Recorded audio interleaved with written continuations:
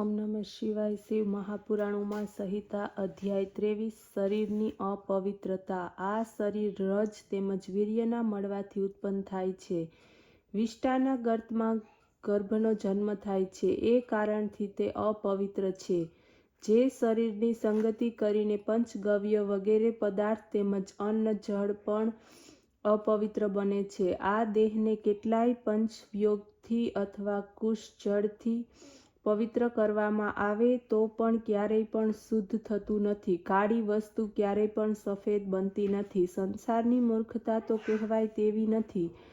પોતાની દુર્ગંધને તેમજ પોતાના મળને જ સૂંઘતો અને જોતો તે ક્યારેય પણ વૈરાગ્યને ધારણ કરતો નથી। પોતાના દેહની પણ સ્થિતિને જોવા છતાં તેને વૈરાગ્ય થતો નથી। તેને અન્યની કેવી રીતે વૈરાગ્ય થવાનો છે? ગંગાજળથી તેમજ માટીથી વારંવાર માંજવા છતાં, ધોયા છતાં તેનામાં મરણ પર્યંત કોઈ શુદ્ધતા આવતી જ નથી।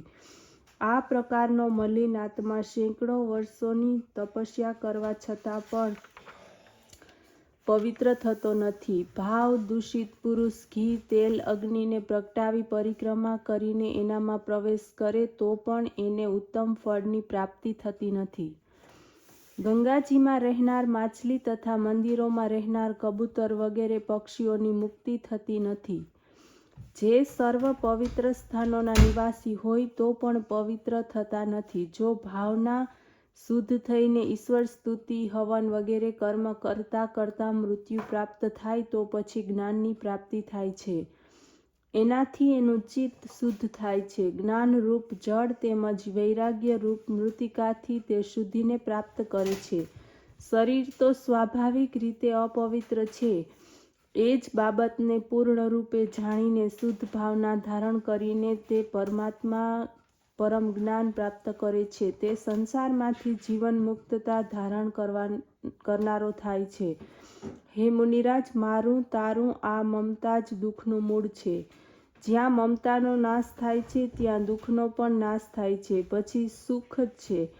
મમતાને ત્યાગ કરનાર પુરુષ જ મુક્ત થાય છે। જ્યારે ગર્ભસ્થ જીવનને જ્ઞાન થાય છે ત્યારે તે યોનિયંત્રને જીવને જ્ઞાન થાય છે ત્યારે તે યોનિયંત્રની પીડામાંથી મુક્તિ મેળવે છે। પરંતુ એ જીવ જ્યારે બહાર આવે છે ત્યારે એને સંસારના વાયુનો સ્પર્શ થાય છે। એના મહાજ્વરથી ગ્રસ્ત થયેલો તે મોહને પ્રાપ્ત થાય છે। પહેલાં વિચારેલા સર્વ વાતોને ભૂલી જાય છે। ઈશ્વરને પણ જાણી શકતો નથી। કાન હોવા છતાં પણ તે પોતાનું હિત સાંભળી શકતો નથી। આંખો હોવા છતાં પણ આંધળો છે। ત્યારે તો તેની બુદ્ધિ પાપોથી નાશ પામે છે। સંસારમાં ફસાઈને તે દુઃખને પ્રાપ્ત કરે છે।